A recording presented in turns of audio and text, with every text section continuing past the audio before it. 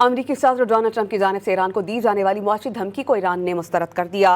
ایرانی وزیر خارجہ نے رد عمل میں کہا کہ امریکی رہنما فوجی کارروائیوں سے آگے بڑھ کر ایک بار پھر انہی پرانے منصوبوں کی بات کر رہے ہیں۔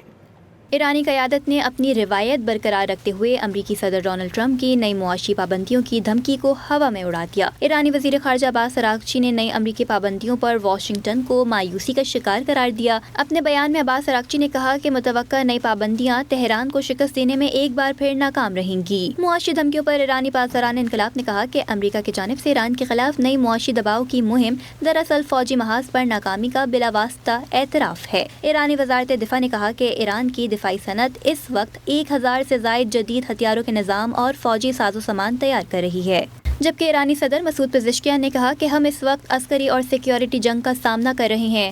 ٹی وی پر نشر ہونے والے اپنے خطاب میں ایرانی صدر نے کہا کہ ایران کو ایک اور وینزویلا بنانے کی کوشش کی گئی، تاہم ایران نے اپنی مزاحمت، یکجہتی اور اتحاد کے باعث خود کو ایک ایسی طاقت کے طور پر منوایا جس نے دنیا کو حیران کر دیا۔ ایرانی پارلیمنٹ اسپیکر محمد باقر کالباف نے امریکی پابندیوں پر طنز کرتے ہوئے کہا کہ ایران کے خلاف 6 ماہ سے زائد عرصے سے جاری امریکی جارحیت اور دباؤ کے باوجود امریکہ خود شدید معاشی مسائل کا شکار ہے۔ انہوں نے کہا کہ امریکہ میں مزدوروں کی اجرت میں کمی، امریکی بانڈز کی قدر میں کمی اور ہاؤسنگ مارکیٹ میں مندی جیسے مسائل بڑھ رہے ہیں، لیکن امریکی حکومت کے پاس ان مسائل کا کوئی واضح حل نہیں۔